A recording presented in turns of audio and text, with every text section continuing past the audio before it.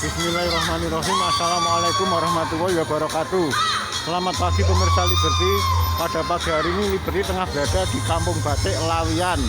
Tepatnya Kampung Batik Lawian tertanggal 2 Oktober 2022 pada hari Minggu, yang pada saat ini bersamaan dengan Hari Batik Nasional.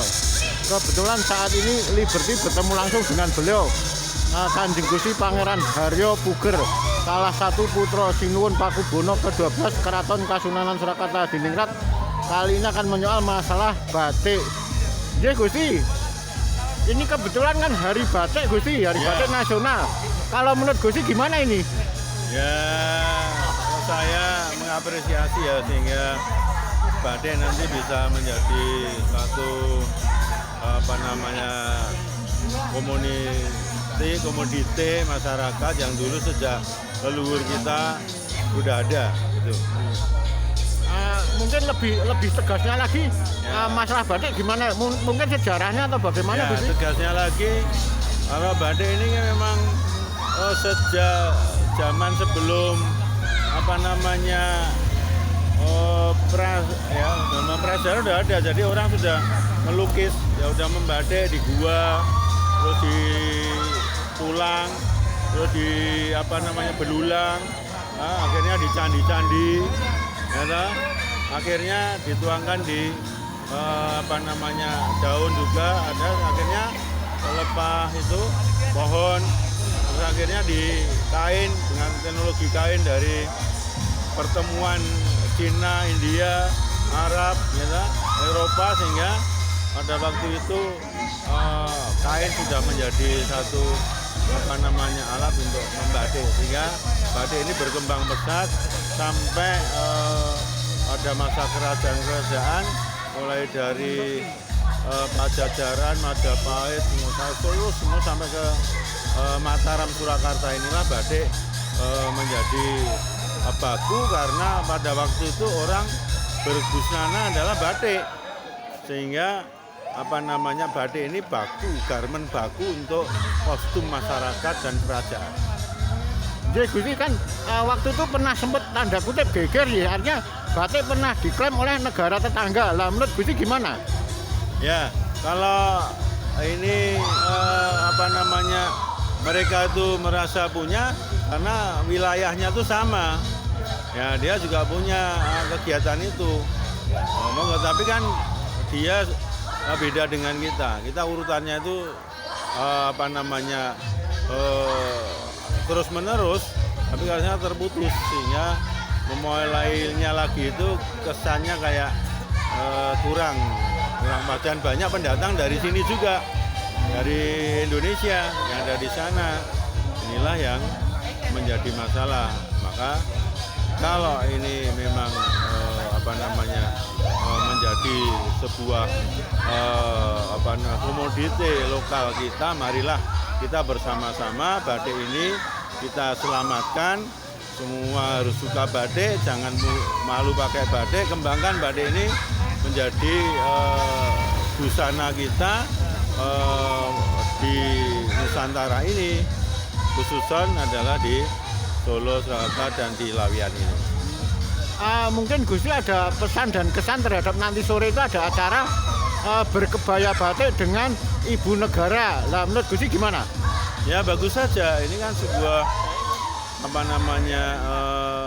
salah satu sporting dari pemimpin untuk memberi contoh kepada masyarakat.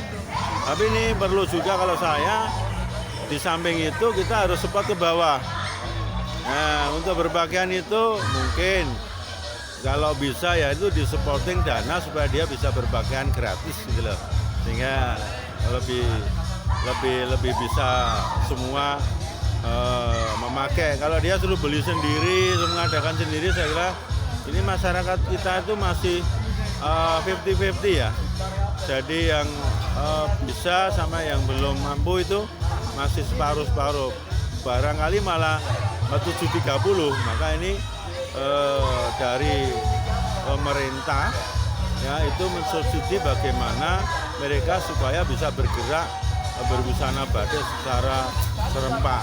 di setiap sektoral mereka. Karena batik di Nusantara macam-macam. Nah, ini bisa diinstruksikan kepada petinggi-petinggi wilayah, gubernur sampai ke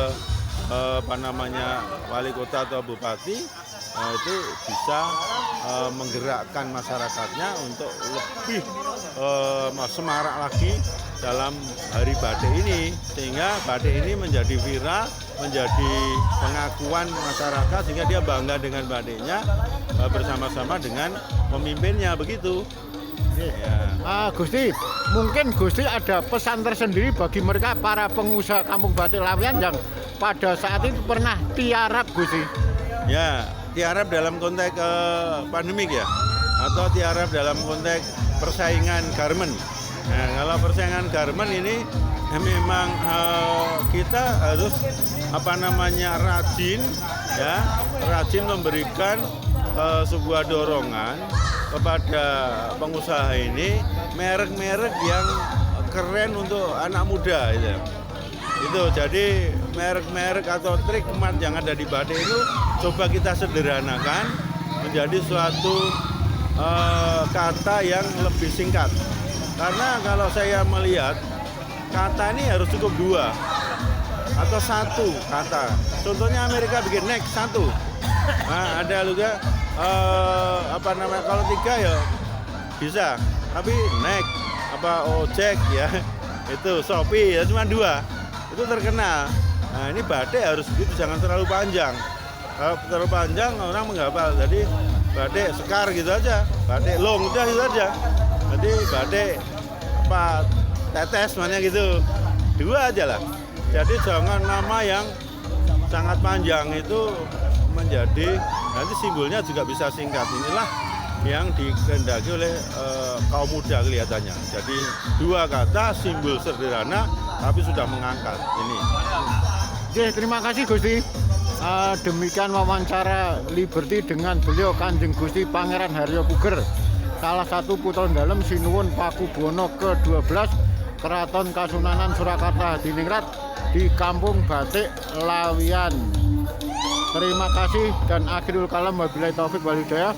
Wassalamualaikum warahmatullahi wabarakatuh.